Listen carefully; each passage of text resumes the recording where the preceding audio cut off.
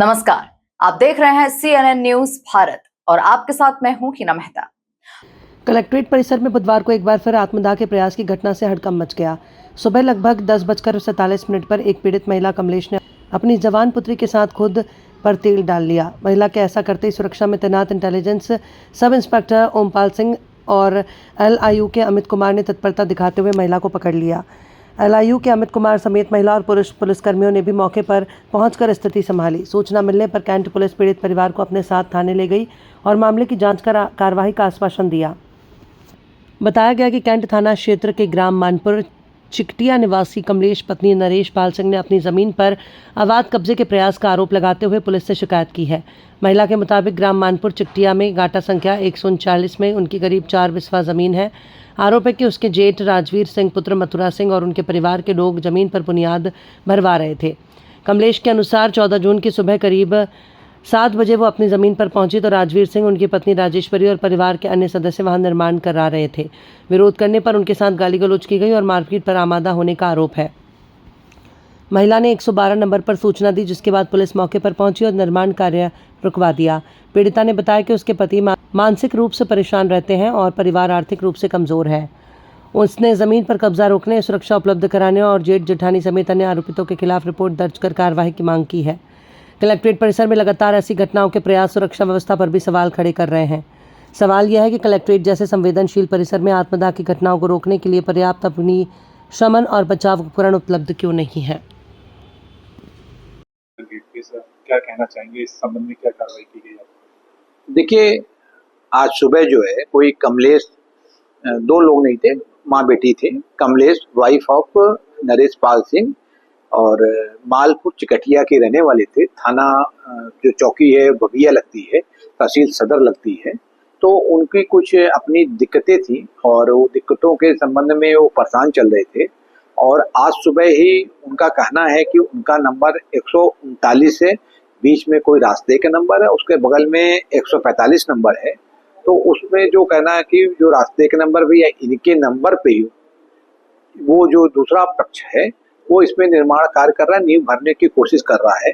तो इन्होंने वहां पर क्या नाम है कि थोड़ा सा वहां जाके खुद ही उसको रोकना चाहा, तो वहां पर इनकी आपस में बातचीत ज्यादा हुई। तो इन्होंने ही 112 को नंबर डायल करके उसको बुला लिया। तुरंत जो हमारी गाड़ी थी 112 की वो पहुंच गई, उसने वहां समझाया। तब तक उन्हीं गाड़ी वालों ने जो चौकी वालों को भी वहां बुला लिया। इन लोगों की आपस में कि ये मेरे नंबर पे बना रहे हैं, इसी को लेकर गलतफहमी थी, या कह लीजिए कि जो भी चीजें थी, विवाद था इनके बीच में।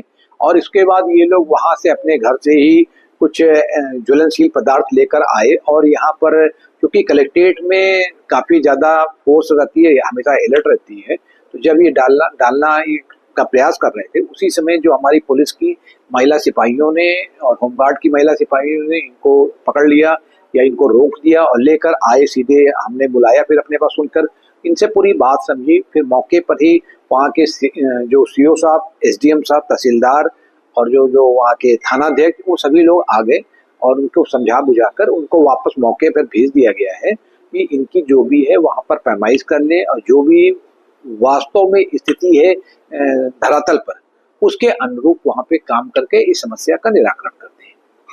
सर, हाल में 2-3 घटनाएं इस तरीके की आ चुकी हैं, अगर ऐसी घटनाएं दोबारा ना हो इसमें, उसके लिए भी कुछ? देखिए, ये तो सबको मालूम है कि उस समय जब भी पिछले कोई भी आता है, हमारे कलेक्ट्रेट जो है, कलेक्ट्रेट बरेली ही नहीं पूरा जनपद के समस्त अधिकारी 10 बजे अपने अपने कार्यालय में बैठे रहते हैं। हमारे यहाँ लाइव मॉनिटरिंग के माध्यम से उनको चेकिंग चलती रहती है और हम लोग खुद भी 10 बजे यहाँ पे बैठ जाते हैं। लगातार हम लोग जो है कम से कम 1 बजे तक सभी से बातचीत होती है, उनकी समस्याओं को सुना जाता है, समाधान दिया जाता है। और ये भी इनसे पूछा गया तो इन्होंने कहा कि हम एक बार जो है जून में एक बार यहाँ पर आए थे और इसी जमीन के विवाद को लेकर इनका मामला सिविल कोर्ट में भी चल रहा है। सिविल कोर्ट में भी डेट भी लग रही है और सिविल कोर्ट में जब चल रहा है तो हमने भी यही कहा कि दोनों पक्षों को बताया जाए कि सिविल कोर्ट का जो भी आदेश आता है उसका दोनों पक्ष पालन करें और तब तक मौके पर वो लोग कोई ऐसा काम ना करें जिससे कि वहां पर दिक्कतें पैदा हो। दोनों ही पक्ष माननीय न्यायालय का जो भी आदेश हो उसके अनुसार आवश्यक कार्रवाई वहां कराई जाएगी। तब तक दोनों पक्ष मौके पर यथास्थिति बनाए रखें। कितने दिन तक मामला चल रहा है? नहीं, कोर्ट में तो उन्होंने अपना डाला हुआ है, कोर्ट में डाला है और ये तो उन्होंने दिखाया और उन्होंने अपनी एप्लीकेशन में खुद भी लिख रखा है कि सिविल कोर्ट में पूरा मामला चल रहा है। तो चूंकि दोनों ही पक्ष जो भी है, क्योंकि उसमें और भी एक दो बैनामे होने की बात हो रही है, तो जो भी है चूंकि मामला कोर्ट में विचाराधीन है, तो जिसको जो भी अपनी बात को रखनी हो उचित फोरम पे जाकर कोर्ट में न्यायालय में जाकर अपनी बात को रख सकते हैं। तब तक हम लोग मौके पर ये कोशिश करेंगे कि कोई भी वहां पर जो कोर्ट के आदेश के बिना कोई ऐसी कार्रवाई न करे जिससे कि किसी भी पक्ष के भीतर असंतोष पैदा हो। मौके का काम रुक गया है? हाँ, मौके पे काम रुक गया है। तो जैसे ही इन्होंने, क्योंकि मौके का इन्होंने जैसे भी उसने नींव बनाने की कोशिश किया था, तो ये जो कमलेश कुमारी थी वाइफ ऑफ नरेश पाल, वहां पर जाकर उन्होंने उसको रोकना चाहा, तभी और इन्होंने फिर तुरंत ही डायल 112 को बुला लिया था, डायल 100 को बुला लिया था। तो जब वहां तुरंत फोर्स पहुंच गई, चौकी के लोग पहुंच गए, तुरंत ही वहां काम रुकवा दिया गया था। इनको तो जो तकलीफ थी इनकी तत्काल मौके पे, उसके बाद ये यहाँ पे इनको आना चाहिए था, अपनी बात को बताना चाहिए था। लेकिन ये भी इस कारणों का भी हम पता लगाएंगे कि आखिर ऐसा क्या हुआ कि ये वहां से घर से ही अपना किशन के उसमें आ गए। क्या कहने पे इनके 2 बेटे भी थे, एक बेटी भी है, बड़ी मतलब बच्चे बड़े हैं। तो आखिर ऐसा क्या हुआ जो अचानक इस प्रकार के वो यहाँ है, इसको भी हम लोग पूरी जांच का विषय है, उसको देखेंगे।